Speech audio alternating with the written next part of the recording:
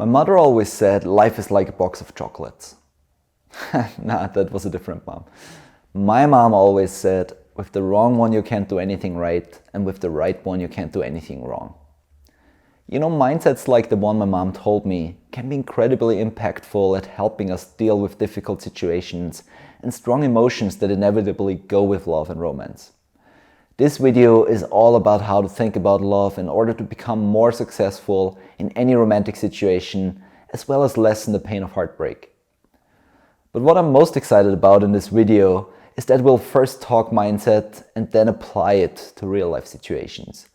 So make sure that you stick around until the very end when we bring all these tips together in here and use them to get clarity on how to act in various romantic situations. I want to start by reading a quote from the famous social psychologist and philosopher Erich Fromm. He was arguably one of the most brilliant thinkers in the realm of love and romance. This powerful quote of his has played a major role in my mindset about love and dating. Love means to commit oneself without guarantee, to give oneself completely in the hope that our love will produce love in the loved person. Love is an act of faith, and whoever is of little faith is also of little love. Now let's break down the wisdom of this quote. We'll start with commit yourself without guarantee. So there is no playing it safe in love, you know? No matter what you do and how great you are, it can always fail. No matter how attractive you are, no matter how rich you are, no matter how knowledgeable you are, love is always a risk. But it's a risk with a potential payoff that's unrivaled. But to have a chance of that reward, you have to expose yourself to potential pain and loss, because if you don't, you have already lost. Let's say you met someone a few times and it seems like you're into each other. You want to hang out again as soon as possible, but you're afraid you're moving too fast and she'll pull back if you message her so early again. And so if you apply Fromm's principle to this situation, it becomes clear right away what to do.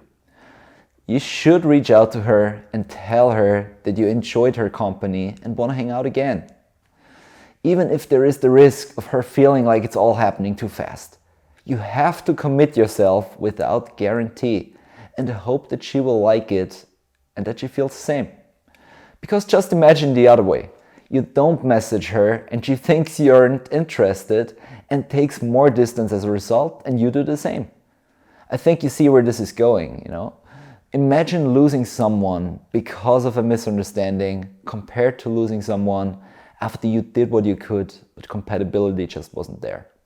You know, committing yourself without guarantee also implies that you don't play any games.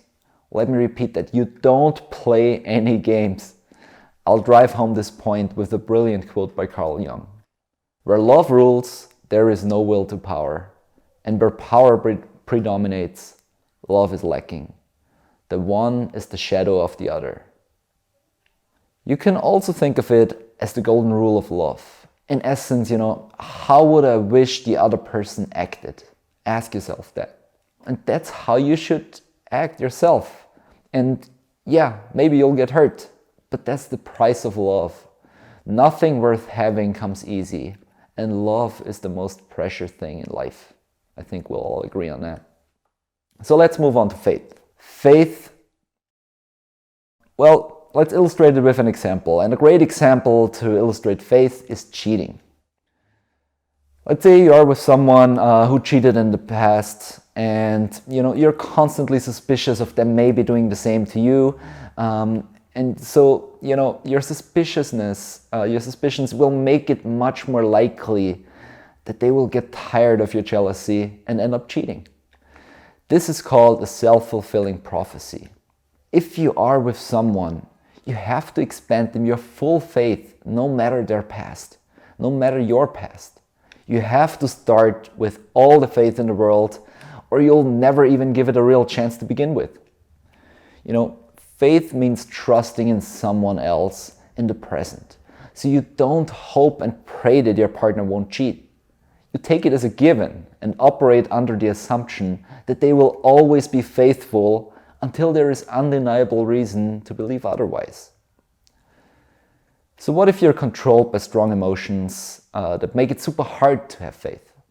I mean, no one chooses to be jealous, right? But you can choose to act with faith. You can feel jealous and want to confront your partner with it, but then you can remind yourself that you have the best chance of a loving partnership if you keep those suspicions to yourself. And if you really got to talk about it with someone, then do it with a trusted friend or a therapist, but have full faith in your partner's loyalty. But faith isn't just about loyalty. Another critical aspect of faith is assuming attraction. We often get into situations where we doubt that the other person is interested in us. These doubts lead to insecure behavior and make it much more likely that your worries will materialize. So this is another self-fulfilling prophecy, by the way. All right. The third part of the quote that I want to break down is hope. Hope in this context means having a positive attitude towards love, no matter what happened in the past. So many people become bitter and frustrated after having gotten hurt time and again. And some become so sick and tired of dealing with this pain that they never open up to themselves to others again. And that is a true tragedy, because if you never lower your guard and let another person fully into your heart, then you miss out on arguably one of the best experiences of life. A person full of hope believes time and again, that this person is gonna be good to them, even if previous partners weren't. Don't get me wrong here though. I'm not proposing that you should blindly wander into romances and ignore all warning signs. But you have to remain hopeful that if you picked someone who you think is a great fit, that this person is not gonna hurt you like others have in the past, even though it might have also started out great with them. All right, so those were the basics. Now we'll go through a few tips that will make it easier to think clearly and maintain perspective, even if you are in love and suffer from heartache. It is common in romantic situations that we are under the influence of powerful emotions that warp our thinking, and make us do and say stuff that would make us cringe in a normal state of mind. So it is critical that we always make sure we, have some perspective before acting in a way we regret later. And so I want to share with you a few great ways to gain a better perspective, even when you're under the influence of strong emotions. I'll start with the foundation, which is your lifestyle. I firmly believe that we should always strive to build a good life full of friends, activities, practices like meditation, self-care, and so on. All that stuff should be there before you look for love. If you do that, you will naturally have a good balance going, and as a consequence, you'll avoid many problems such as neediness automatically. I want to particularly warn you of one thing before we move on. If you catch yourself wishing to be saved by another person, then you should stop dating and focus on yourself until you feel strong. We can't expect others to make us happy. We can only share our happiness with others in the hope that they will do the same, all right? Setting the right priorities is my next point. Some people have a good lifestyle going, but still fuck things up because they set the wrong priorities. So you should always ask yourself, do I prioritize this romance over other important elements of my life? If so, stop and correct your priorities. As an example of setting the wrong priorities, and this applies to men and women, by the way, okay? But two very common examples that I see all the time are telling your friends you aren't available on the weekend, let's say, because you want to keep your schedule open in case he or she wants to meet up. Okay, another classic is you meet your friends at, let's say, a cafe, but you have a hard time listening to them because you check your phone constantly for any messages from him or her. Both these examples show that, a focus on the romance and taking that romance in the list of priorities over the people who have been staples in your life for such a long time, It's just setting yourself up for neediness and for trouble. And if you set these priorities in a different way, so you arrange something with your friends, she wants to meet up and have a date, you tell her, hey, sorry, I already have plans with my friends, whatever. This will make you much more attractive. This makes you less available, less needy, by meeting your friends. When you're there, you're distracted from constantly thinking about what might happen with her at the date and all that stuff. Having these priorities right is critical to keeping your mind free from all this obsessive stuff that we get into when we constantly think about something that might be an amazing experience, like a date with someone we like. All right, let's move on to the next example. This is called HALT. HALT is a principle I borrowed from the book The Boring Letters by famous copywriter Gary Halbert. HALT stands for hungry, angry, lonely, and tired. Okay? But we'll also add horny to the list since we're talking about romance. The essence of HALT is this. Don't communicate with someone you like romantically if you're hungry, horny, angry, lonely, or tired. Trust me, this will save you so much trouble. I can't tell you how many times I regretted, sending that stupid text at 3 a.m. after going out, or when I was obsessing over someone a whole day and was like, I'd love to meet them again. When can I meet them again? And so on. And then I rushed it, and nothing good ever happens if you do that stuff under the influence of really strong emotions, okay? So don't do it when you're hungry, horny, angry, lonely, or tired. Those are the main ones, I would say. If you took all these measures to keep a good perspective, and then you think it's still a good idea to take action, then go for it, by all means, And if you aren't sure, then sleeping over it is rarely a bad idea. Now, as promised, let's apply everything we talked about so far in some practical situations. Let's say a few days ago, you went on a date with a woman you like, but hadn't had any contact since. You want to call her, but are afraid you'll come on too strong. That's a very common situation, right? How can we apply everything we talked about so far to this situation? Thinking of what Fromm suggested, namely committing yourself without guarantee. You should call her anyway, even though you might be right that she's just not that into you. Because the worst possible outcome is that you meet someone who feels just like you do. And they pull back because you don't show any interest. If she reacts negatively, it's painful, yeah. But it also potentially saves you from loads of pain in the future when you constantly feel like you invest so much more than she does. But in all likelihood, she'll appreciate you being mature and confident enough to stand by your feelings. And don't you want to find a person like that anyways? So our next example, you met a seemingly great guy and feel attracted to him, but you're afraid to show it and take the first step because you don't want to come on too strong, or you don't want to come across as easy, and also women don't initiate, right? So most men appreciate it greatly if the woman helps them by showing interest rather than making them chase her.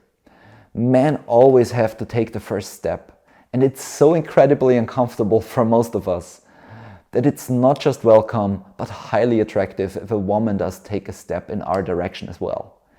It also makes opening up and showing her you are attracted much easier, because as long as a guy doesn't know the woman likes him, he's usually quite reserved in showing his affection. So go for it. Make your own luck and show him you like him. Next example. You got turned down by an attractive woman and now think that you're worthless, and no desirable woman will ever want you. Back in the day when I worked with a coach to become better with women, he told me an inevitable piece of advice. after I got turned down by one of these, the prettiest girls in the club kind of types. And after she turned me down, I had a really sentimental night, and my coach came over and said, Julian, from this day forward, you're only going to be attracted to people who are attracted to you. Everything else is just masochism. To this day, I'm grateful for that advice. And we can also apply it to our fictitious situation here. Everyone you meet from now on is either as into you as you are into them, or you aren't into them. Everything else is just asking for getting hurt. All right, next example. So you're on a first date and she asks how you picture your future. In your mind, you want to talk about your plans of, eventually quitting your job and living in a small farm off the grid, but you push it aside and tell her that you don't have any big plans for the future yet. Because you're worried she won't want the guy who, aspires to live in the middle of nowhere without a reliable income. I get it. You have this dream, but aren't even sure it won't change over time. And you surely don't want to lose a good opportunity with a sexy woman because of a pipe dream, right? But these are all justifications to repress your dreams and desires. A fantasy like that shows your values of independence, freedom, and individualism. It's not so important that the other person wants to join your dream as it is that, they share your values. She might not be ready to leave her life behind and move into a farm off the grid right away. But she might be able to relate to why that dream is so attractive to you. And who knows, maybe the two of you will eventually plan a similar lifestyle change together, right? But if you keep yourself from sharing your dreams and values, you might end up with someone who will never be excited about the things that make your heart sing, and vice versa. Next example. You just entered a relationship and would like to continue playing video games, just like you did as a single, but you're afraid she'll have a problem with that. Alright, that's a fun one. Sure, some women wouldn't love the idea of a gamer boyfriend, but you're not looking for any woman, but one who likes you even more for being a gamer. So in my humble opinion, it's a good idea to apply the golden rule here. I bet you'd love it if she came to you and told you about her passion for video games and that she set up a date to play Halo together, right? So how about you do that? Of course there's a chance she won't be all excited from the get-go. So give her some time to warm up to the idea. It doesn't matter if she's already a gamer or finds a passion for it through you. So don't be discouraged in case she isn't all gung-ho about your idea right away. You want to be exclusive with him, but are afraid to talk about it because you have a feeling he might not want that. So you set up dates with other guys and act like you aren't that into him in order to avoid getting hurt. This is a classical example of what I like to call the spiral of hurt. You don't want these other guys, you want him. But due to intense fear of his reaction, you play games and as a consequence make it more likely that he protects himself as well by sleeping around. And as an added downside, the people both of you date on the side might also get hurt. You see, everyone loses when games are played. So how could you act instead? First, we have to stop playing games and communicate our feelings. Many guys always play strong and confident, but are scared on the inside. So tell him that you'll really like him and that you would like to only see him from now on. And you have a good chance that that's all he wanted to hear, to open up and show you the full extent of his affection as well. But what if he pulls away after you talk to him? Same as in the gamer example. Do you want to spend the next few years investing and hoping he might eventually change his mind? Or do you want to be with the guy who wants the same as you? Committing ourselves without guarantee can lead to short-term pain, but not doing it always leads to long-term pain. So be naive, love boldly, and open up about your thoughts and feelings no matter how scary it might feel. Always remember, the reward for loving without a safety net is a partnership with someone who truly loves you for who you are. And with someone like that, my mom's piece of advice really is true. With the right one, you can't do anything wrong. And isn't that a freeing thought? If you enjoyed this video, please do me a quick favor and like and subscribe our channel now. It really helps us and it only takes a second. Thank you so much and see you around.